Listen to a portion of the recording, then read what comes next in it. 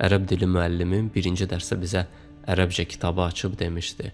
Birazdan bu xalça naxışlarını oxumağı bacaracaqsınız. Həqiqi bilik də məhz bu cür naxışların arasında mənasız görünən informasiyanın içində gizlidir.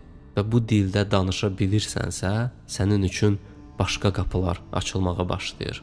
Qolf kluba səni qəbul edirlər. Çünki onların danışdığı dildə danışa bilirsən. Məsəl üçün, bu adlardan neçəsi sizə tanışdır? Yəqin ki, hamısı. Bəs bu adların neçəsini bilirsiniz?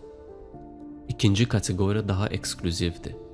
Qolunuzdakı Rolex ilə gələndə siz birinci kateqoriyadansınız, yəni qara cəmaatsınız. Tarixən zadəganların, aristokratların masasında etiket qaydalarına riayət olunurdu. Hardasa 18 növ çəngəl, qaşıq, bıçaq qoyulurdu süfrəyə. İlk baxışdan bu mənasız görünən adətin əslində ikinci mənası var idi. Avropa daxilində minlərlə qraf, baron, knyaz ölkələr var idi, şəhərlər var idi və internet olmadığı üçün bu zadəganları üzdən heç kəs tanımırdı və şarlatanlar bundan istifadə edib özlərinə bir bahalı paltar alıb deyə bilərdilər ki, mən Baron Darcy the Knight-am və eksklüziv cəmiyyətlərdə belə adamı elə birinci nahar süfrəsində ifşa eləmək olurdu. Çünki bilmirdi nəyi nə ilə kəssin, nə ilə yesin və yalanının üstü açılırdı. Günümüzdə isə eyni proses kriptik danışığa keçib və 18 növ çəngəl indi sintaksisin içindədir.